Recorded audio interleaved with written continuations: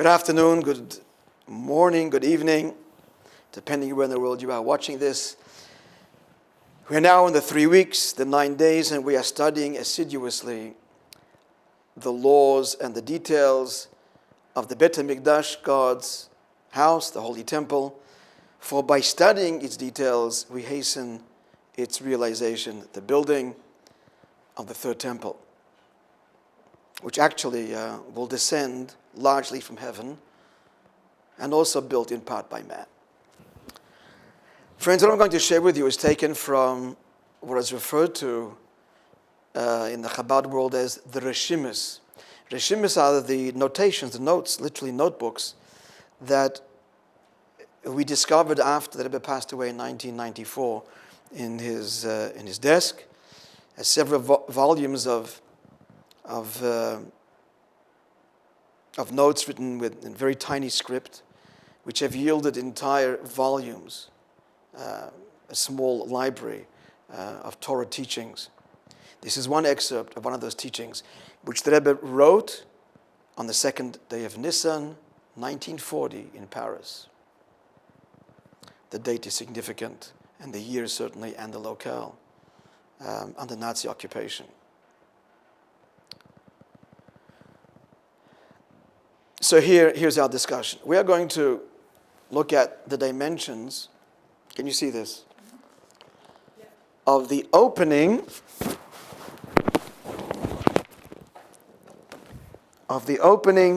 to the Heichal. The Heichal is the temple building proper, as opposed to its courtyards and external chambers and offices and so on. This building, located at the most western part of the temple complex, behind it is the western wall. So when we stand by the western wall, we're on this side of the back of the building, as it were, looking eastward. So it's wide in the front, narrowing, tapering in the back, reminiscent of a lion, the mane and the body tapering. Lion, the king of all the beasts. This, of course, is the crowning and pinnacle of creation, the crown of creation. It contained 3 rooms, an entrance hall, the holy, and behind that, the Holy of Holies, which was placed the Holy Ark. Pardon? The lion of the animal kingdom, symbolic of, yeah. So the entrance hall, the Holy of Holies. In the Holy were 3 sacred objects: the small golden table, upon which the 12 breads were offered each week, the golden menorah kindled each evening, and the golden incense table upon which the incense was offered daily, twice daily. Outside the temple building proper, called the Heichal, the sanctuary, is the priestly courtyard, and then the Israelite courtyard, and further east, the women's courtyard. The women's courtyard was the largest area of the entire temple complex. So they are the courtyards. The immediate courtyard before the Heichal, the sanctuary, is the priestly courtyard. What you're looking here at is bird's eye view of the altar and the ramp, discussed in a previous class, the area where the offerings were prepared, and if you can, I don't have a pen, but this mark here, that's okay, can you see it there, kind of? That little circle? Where I'm pointing to, right here. Yeah. You can see that? So that is the copper, a laver, which the Kohen and the priest would wash their hands and feet each morning before beginning the service in the Holy Temple. Some dimensions I'd like you to bear in mind, because it's the dimensions we're going to explain spiritually. Friends, this opening had no doors. Unlike all of the other courtyards in the temple, and the temple was built on the natural incline of the mountain. So as you went from east to west, there was a plain, a courtyard, series of steps, another courtyard, and so on. And to enter each courtyard was a gate. There's no gate to enter the temple proper itself, as if to say, God says, this is available and open to all. In fact, there's a famous teaching, but before I get to that teaching of our sages, the dimensions. It was 40 cubits high. Now, bearing in mind a cubit is about 1.5 feet, that's 60 feet. The height of the opening, about 60 feet high, significant. 20 cubits wide, 40 feet wide. This open area. Again, once entering, you enter into an entrance hall, and then deeper still, the holy, and deeper still, further west, the Holy of Holies. But back to the entrance, which is our discussion today. Then on top, adorning or decorating the entrance to the Heichal, to the sanctuary, which was open, were 5 beams. Now each beam extended 1 cubit. As you can see, the beams get larger as they progress. 1 cubit extending over the courtyard, the opening proper. So if the width is 20, then this beam, the first beam, 1 cubit on one side extending, and 1 cubit extending over the other side. This is south, this is north, west, east. So north and south, it extends right and left 1 cubit. If this opening is 20, so that would be 22. So help me here, let's do the math. So there are 5, might as well say the numbers. So the first beam is 22 cubits. The next one would be 24, then 26, 28, and finally 30. The 5th beam would be 30 cubits wide. We are now going to explain, the Rebbe explains, the spiritual significance of these dimensions. 40 cubits high, 20 cubits wide, the 5 beams, and the uppermost beam being 30 cubits. Separated, the beams were not placed upon each other directly. Important detail, separated by a row of stone between each of the 5 beams. All right, friends. Come with me, please, as we enter into the temple. This spiritual journey that applies to each one of us in our service of God. All of us desire communion with God. We wish to enter to the sacred temple, experience the divine, the truth, and then carry that experience with us in our daily lives. So this is the sequence of events, as it were. The first things we would encounter. The Kohen, representative of all of us. As mentioned earlier, each day, before he began his service in the temple, he washed his hands and feet with a copper laver that had 12 spouts. The significance of the washing of the hands and the feet is, when we come from the outside world, before we enter the sacred, we have to wash ourselves of the inevitable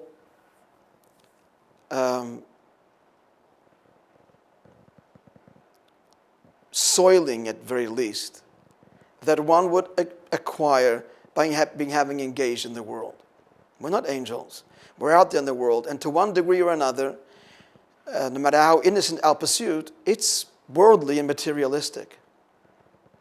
And to make a living, the most justified pursuit possible, means to some degree or another being immersed to some degree or another in the material world, money and dollars and profit and loss, as it should be. But when we enter the temple, we have to realize we are entering a place of the truth, the divine, the eternal, the transcendent. We need to wash our hands and feet, as if to say that even if our engagement in the world was not with our heart and our soul, it was only an external engagement, to the degree that we need to be healthy and functional and survive and do what we have to do, even that engagement needs to be cleansed. We now enter the world of the divine. That's the first thing. It also means that, there's many levels to this, it also means that just walking to the temple, all of a sudden, things that were important to me minutes ago get washed away. We're coming to the place of holiness. And things that I fought for and argued and got upset about, and all of a sudden they just drain away in the presence of the divine, the truth, the soul, a realization of the purpose of life, why I'm here. So things naturally kind of wash away. To whatever degree we are being caught up or impressed with materialism and the here and now, the temporal and the transient. That's the first thing. Then we begin the service proper. We're cleansed, we're washed, we're purified, we're open now and ready to connect or reconnect. There's the bringing of the offerings. The animal. That's the animal within. The animal soul, that's what we're offering. Now, when we say animal within, we don't mean some brute, some beast that is destructive and fearsome. By the animal soul, we mean really the human soul.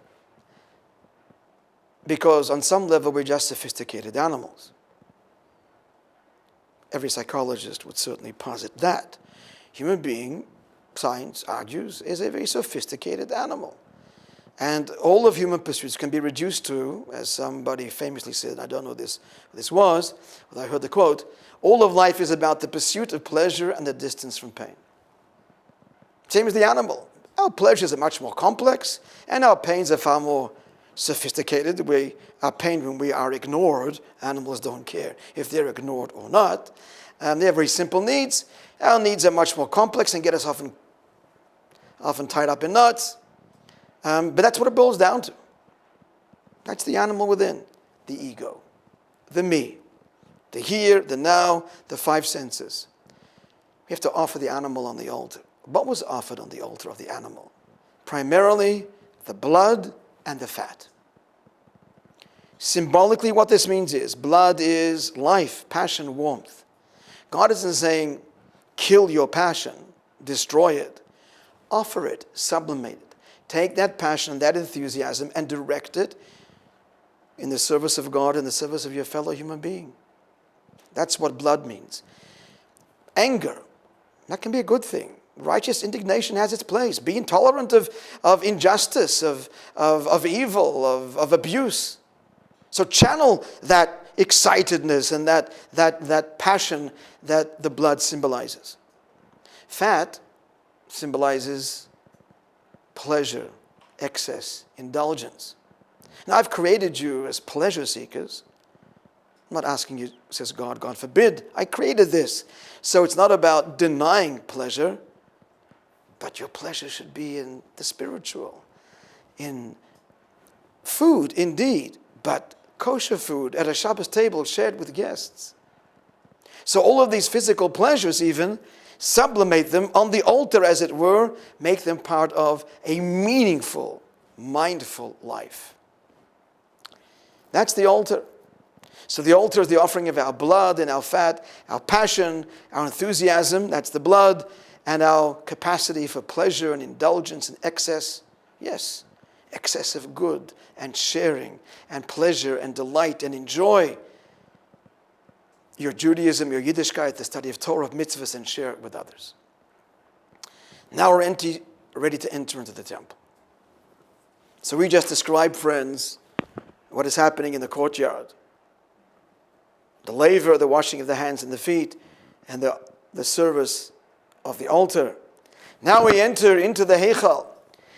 We had pointed out that the Heichal, no doubt you all remember, is 40 cubits high and 20 cubits wide. Let's explain the spiritual significance of that measurement. The 40 cubits is 4 times 10. It's 40.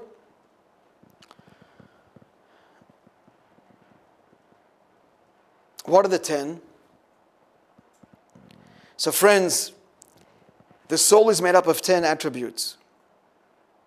Without going into all of the details now, but there are 10 attributes, which is a reflection of the 10 utterances of creation. With 10 utterances, God brought creation into being. Let there be, God said 10 times, and creation came into being. And those 10 utterances are an expression of the 10 divine attributes. Attributes that God has chosen, by which He has chosen to manifest Himself. 10 attributes, there are 4 levels to the soul, friend. 4 conscious levels to our soul, from the bottom up. Behavior, actions, words, thoughts. External, someone's behavior, it's the first thing you see, or hear if they're speaking. Deeper, emotion, that's another dimension. Deeper than emotion is intellect. And deeper or higher than intellect is willpower. As we all know, willpower is the ultimate drive and the most powerful human force. So, from the top down now, will, intellect, emotion, behavior. The human body reflects that. Intellect, brain, emotion, heart, hands and feet. Drop your hands, they fall below your heart. That's behavior, and will is like the crown on top of the head. Not visible to the naked eye because we don't necessarily always activate our will. Often just operate on reason, feelings, behavior. Willpower is a very deep, motivating force which sometimes we just summon when threatened. When threatened, then the will kicks in. No, I want this. I'm ready to fight for it. At any rate, so 4 levels. Now, all 4 levels, friends, have these 10 subdivisions I mentioned earlier, which we're not going into right now.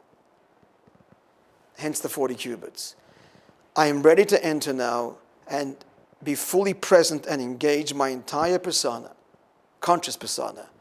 My will, my mind, my heart, my behavior, dedicated to you, sublimated to you. I've washed and cleansed. I've channeled my passion and my pleasure, and now the net result is my totality, the 40 cubits high by which I enter.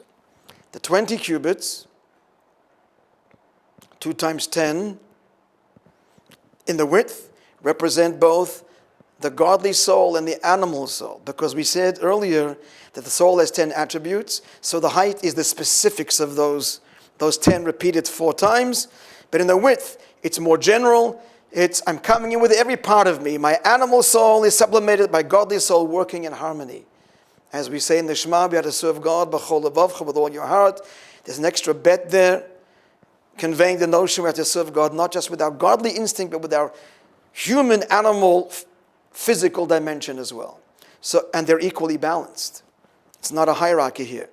The animal soul and godly soul equally balanced. That's the struggle of life. Which instinct am I going to follow? My godly selfless instinct, or my animalistic selfish instinct? Which one will I follow? Which one will dominate and conquer the other? Here, symbolically, we have sublimated both in perfect harmony. The 20 cubits, my animal soul, my godly soul. Actually, there's 2 sides to the heart, 2 ventricles, a left and a right, symbolic of the godly soul and animal soul. The right side of the heart is what oxidates the blood, and from the left side it's pumped out to the body. That's the interaction between godly soul and animal soul, as explained in Tanya. At any rate, that's the entrance to the holy. Then we enter into the sacred, the holy, which I mentioned. There are 3 sacred vessels there, which actually show you images of them, but I don't have it here in front of me, although I don't think this book does. No, this is just about the temple proper. At any rate, the candelabra, the golden menorah, the golden altar, and the table. As we enter here, this is now we're engaged in spiritual service of God, divine service, prayer, and Torah study. Quite simply, the menorah is Torah study. Menorah is light, illumination, enlightenment. So the menorah represents the Jews' study of Torah. He's now engaged, having prepared himself, channeled, directed, focused. He now begins the actual divine service at the next level, and that is the study of Torah. The golden table upon which the 12 breads representing the 12 tribes of Israel is brought each week on the Sabbath represents our prayer to God for sustenance, for our physical needs, which are legitimate, of course, and the incense altar, which offered the incense being of the 5 senses, the most ethereal, More even than sight, my friends. We all know that when somebody faints, spices can revive them because incense, fragrance goes. When a person faints, what happens is the soul has disconnected to some degree, and the fragrance calls on the soul and draws it back. When you smell something, friends, from your childhood, a familiar smell, it'll bring you back there far deeper than a photograph of that very moment, or even sounds of it. Because fragrance, the Torah, touches the very soul, because the soul is breath. The soul manifests itself, its presence, through the breath of life, through the nostril, and so on. So the incense represents our spiritual requests, our soulful needs. The table, our physical needs. The incense altar, our spiritual needs. In conclusion, prayer, and the menorah, our study of Torah. What could be higher than this in the service of God? Behind a curtain, 2 curtains, lies the Holy of Holies. And in the Holy of Holies, friends, which only the high priest would go on Yom Kippur, the holy ark that contained the 10 commandments was placed, at least during the first temple. It was hidden away before the first temple's destruction by King Yoshiyahu in a vault prepared deep below the temple, surface of the temple ground, prepared by King Solomon when he built the first temple originally. But during the first temple, 500 years, and when the Mishkan, the sanctuary, stood, in the Holy of Holies was the Holy Ark. And the amazing thing about the Holy Ark was, and that chamber was, friends, is that the Holy Ark took up no space. That chamber was 20 cubits wide. It was a perfect square. And the altar, the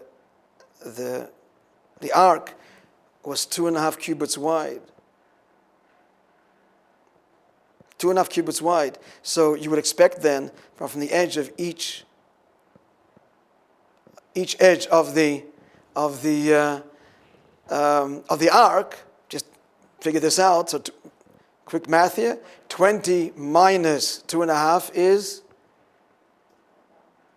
17.5. 17.5 divided by 2 is 8 3/4. So 8 3/4 cubits on each side. The fact is that there were 10 on each side. And the ark measured 2.5, and the room, there was all right angles, and the whole width was 20. The mind can't even imagine it. We can say the words, we can't even imagine it. All to say that the ark was there but wasn't there. It was there but took up no space. The ultimate is the complete surrender of ego. In the chamber, outside of that, I'm asking for my spiritual needs, my physical needs. I'm learning Torah. I'm becoming enlightened. I'm coming closer to God. I'm becoming a more spiritual being, but that's a personal agenda still. It's not the ultimate. The ultimate is no agenda at all. It's being there transparently, merely as a vessel to express the divine. That's the Holy of Holies. No request, no agenda at all. So above, in conclusion now, above the entrance into this divine sanctuary with the holy and then the Holy of Holies, progression from Torah study, I learn, I pray, physical needs, spiritual needs, and then the ultimate touched on Yom Kippur by the high priest representing all of us. No request at all. It's simply you. The entrance to that, above it, are these 5 beams. Because, friends, we'd mentioned before the 4 levels of the soul. But there's a 5th level. Because the 4 levels of the soul are still the conscious self. I want, I understand, I feel, I do. But the 5th level, friends, is egoless completely. It's the level of the soul that is verily a part of God. And it's symbolized by the number 30. Why by the number 30? Because 30 is 3 times 10. So the 2 times 10, the 2 tens with the width of the temple, that's animal soul, godly soul. Also represents husband and wife, but that's related. Should be explored, but we're running out of time. So that's the 20. The 30 is God's participation as they fuse in one. God and man being one. The 20 is man, animal soul, godly soul, or the fusion of husband and wife. And the third 10, making one beam, the fifth beam, that is God himself. That's the level of the soul which is one with God inseparably. So that which adorns the top of the temple is kind of beckoning and saying, you enter here, and where you're entering, all you need to is to a place of absolute oneness with God. The Holy of Holies, represented by the fifth beam, which the very top of the entrance, 30 cubits, man fully engaged and fully engaged with God, all in one indivisible unit. Final comment. In between, I mentioned these stones. They weren't placed directly one upon the other. A stone is an inanimate object. It's symbolic of humility. Profound message here. As we ascend the different levels of consciousness, behavior, emotion, intellect, will, and then soul essence, in every step of our spiritual journey, we must be humble and recognize that I can only achieve ascent with God's help. That's the simple, humble stone. In other words, there is an implicit danger of a kind of spiritual arrogance in terms of spiritual achievement, how much I've learned and surrendered and sacrificed and done, and will and desire. And that can undermine everything we're doing when there's this sense of it's my accomplishment. So therefore, there's this powerful symbol. Between every level of the soul is the simple stone. To progress, to be able to serve you, I need your help. I cannot in the end, or ought not, even take credit for my ascent and journey. That itself is your gift to me. And that is the means by which we achieve the ultimate truth, which is, how did I get here? In the end, it's thanks to you. It's really all you. Even the journey itself. The stone's the simple, humble, silent stone. The Hebrew word is domem. Domem describes the inanimate object, which the stone is. It's not taken from wood or plant life or an animal. Domem means silence. In the end, even my achievement, I cannot claim the right to. I'm unable to do anything I've done. That itself is a gift that comes from you. Thank you for listening. May we merit without a delay to see the Holy Temple with our own eyes, serve God in the Holy Temple, and as mentioned in another class, the day when the divine presence manifest in the temple will embrace all of creation and all people and all of existence. Thank you.